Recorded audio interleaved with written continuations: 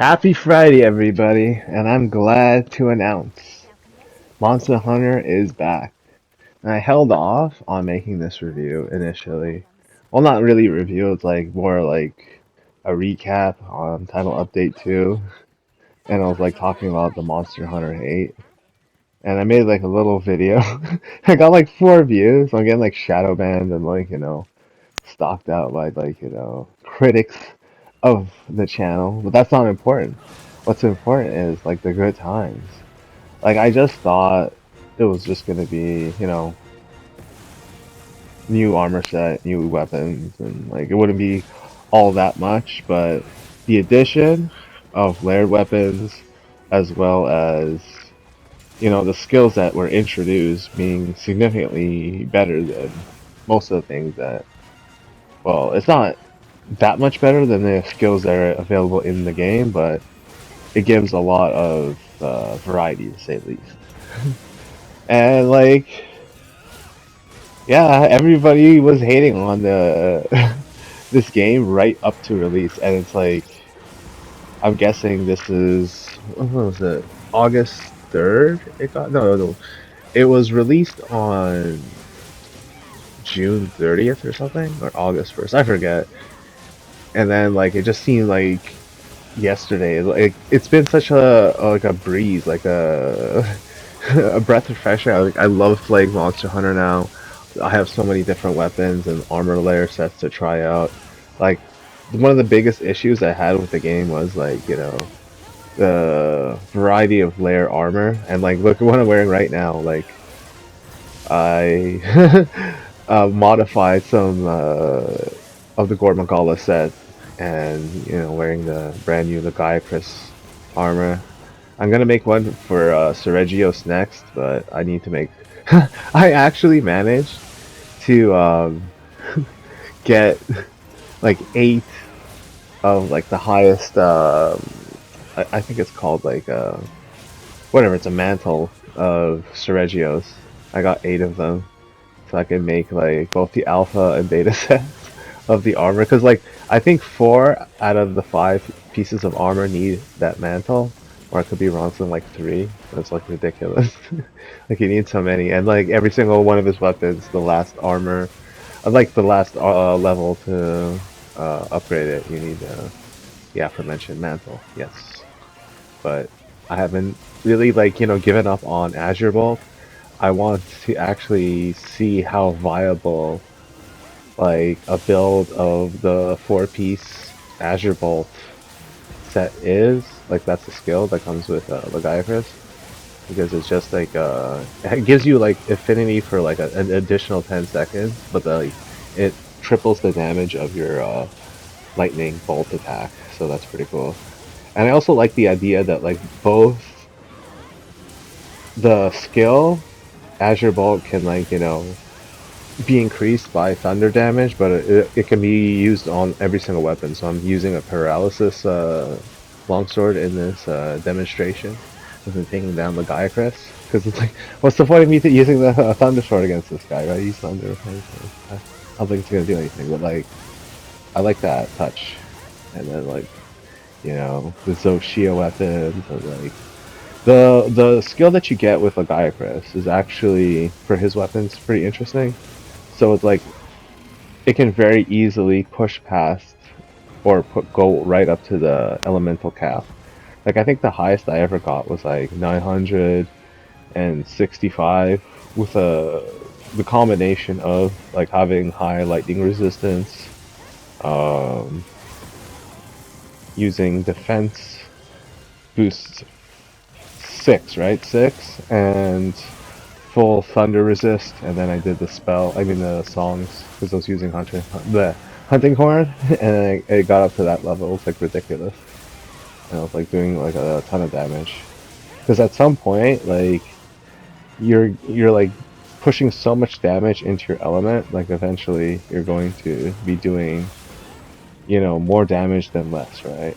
Because no matter how, unless it's like they're immune to it, like Legiacris is probably immune to lightning, like you're always gonna get more damage with more thunder element, right? And then on Seregios' side, like I think to get the most out of it, you need like weapons like bow, uh, dual blades. I was thinking about greatsword, but then I checked the raw, and the raw is actually lower. So even if you get this like crazy, beyond purple damage like attack, right? Like you constantly have to dodge into it and then save that for whatever. But I might try out the sword. It looks kind of cool. I tried it out on the light bow gun, and surprise, surprise, like the bow guns have like the best skills because it comes with two. It comes with dodge reloading, and then the other one is the dodging like a special type of ammo that does like a ton of damage. Like it does like from what I checked like 3 to 4 times as much damage as like the normal bullets. But you only get like 3 in the clip. It's pretty cool.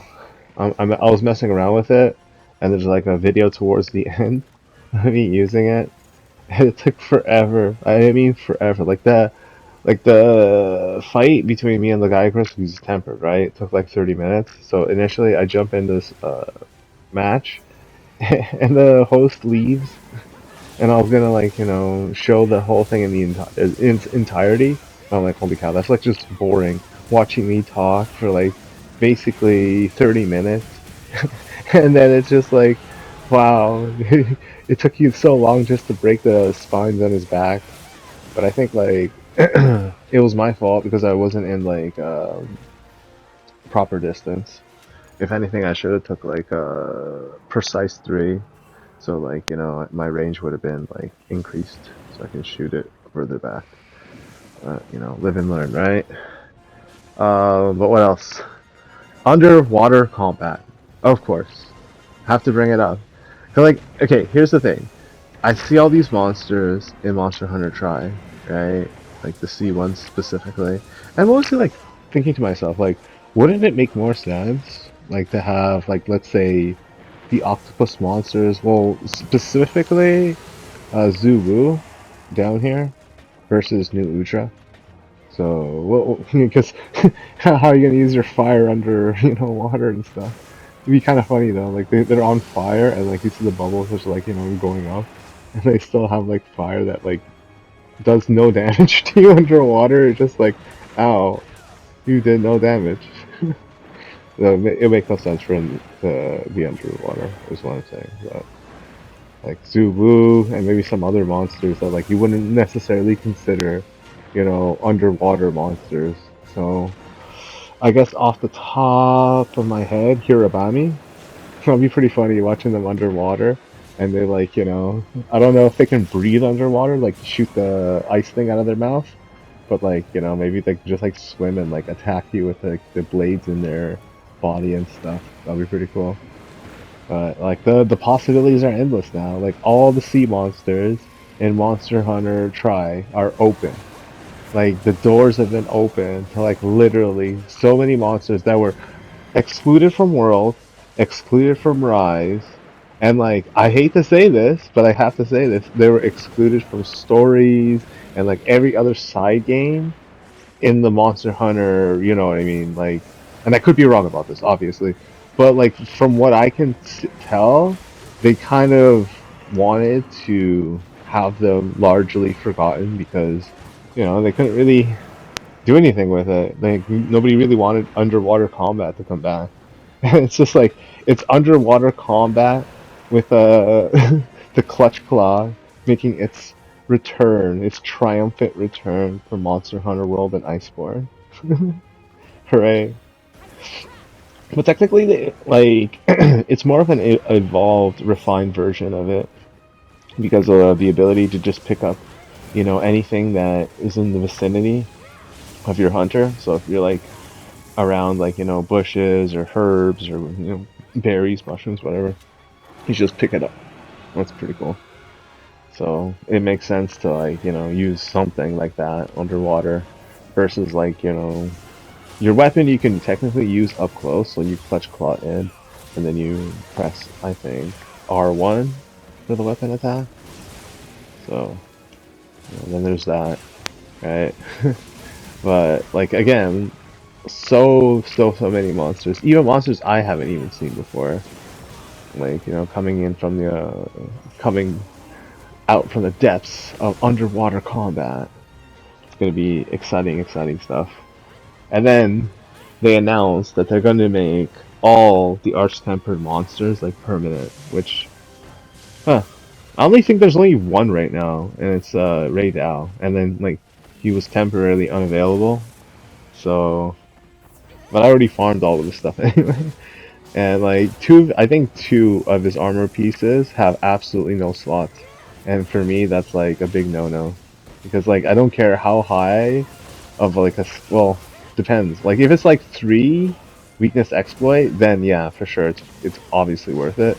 But it's like something like latent power and some other crap.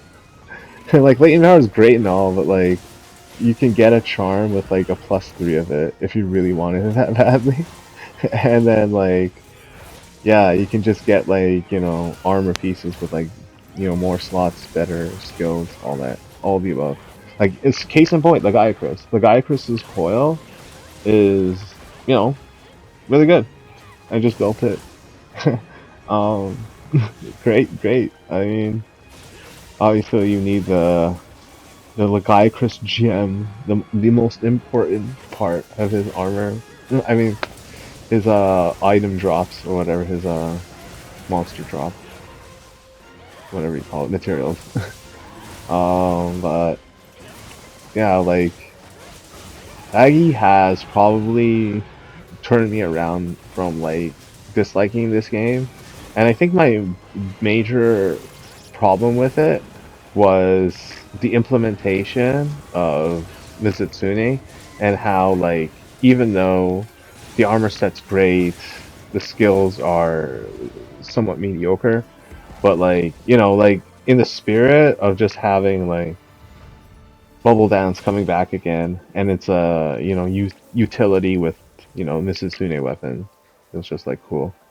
Also, like I want to have Bubble Dance back as just like a regular skill. Like I just want to be able to slot it in. It's kind of annoying.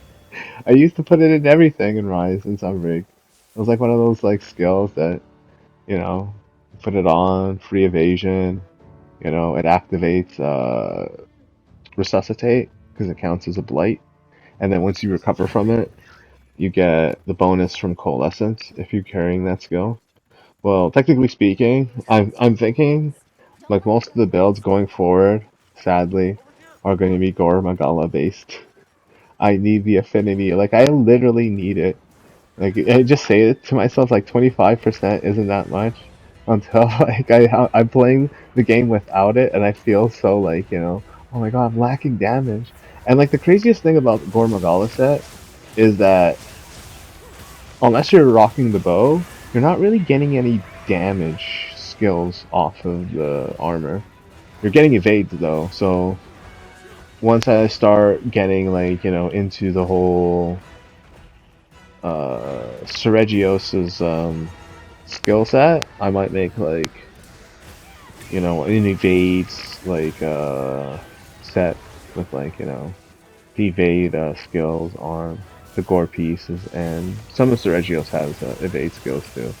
And then the whole thing is getting adrenaline rush and keeping it up for like a minute every single time you dodge. And like the fact that like you can do that on command means you can basically do more damage than you could with like agitator if you know what you're doing, right? So agitator I think caps out at 20, 25 on level 5. I think it's 20 to be fair. Yeah, I think it's 20. Sorry, I got mixed up with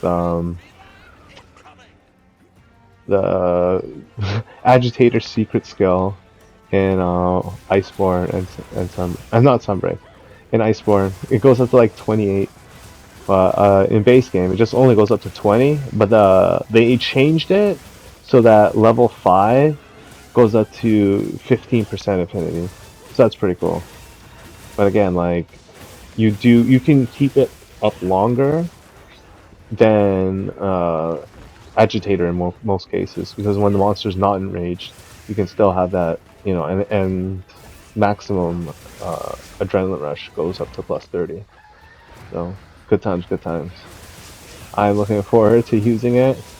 Um, I'm trying to like figure out how to use the Sergio's light bowgun because it has a plus 3 for both shot, whatever, spread and normal shot. So I'm trying to use normal shots, but I'm guessing that maybe spread is the way to go with that gun. So I'm gonna see if I can make like a couple build videos about that. But also, I want to make a video on a 4-piece. Um, I know I already said this, but a 4-piece Legiacris and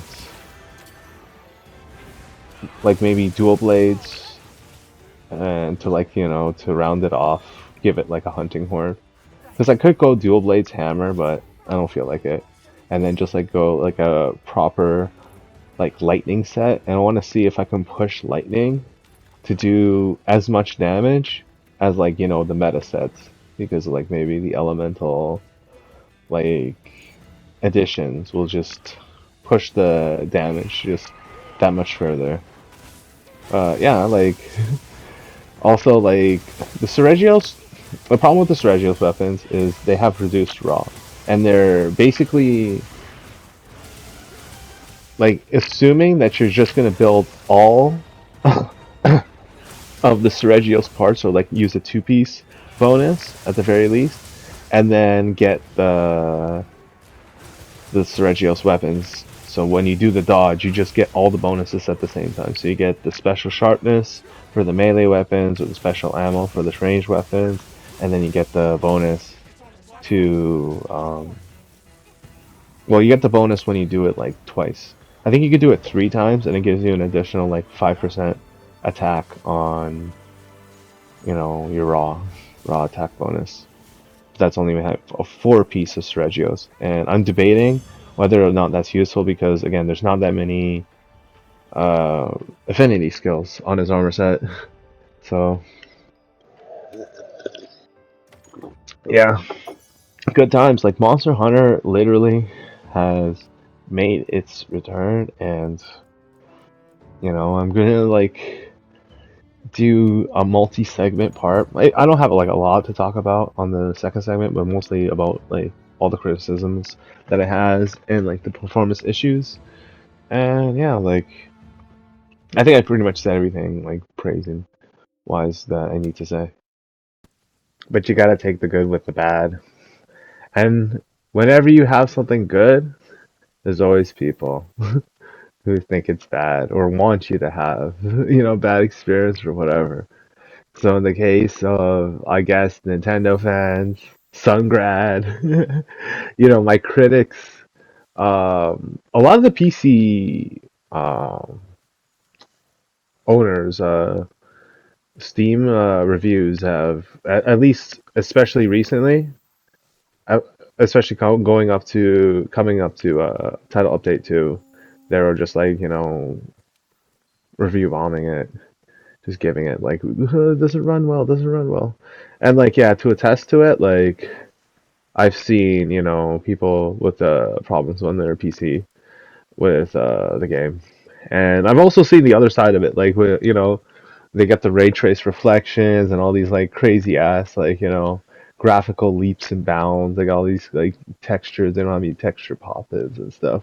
Like if I squint hard enough, I can like see the texture pop-ins. Like it kind of becomes actually more noticeable. Like I'm actually trying this game out right now.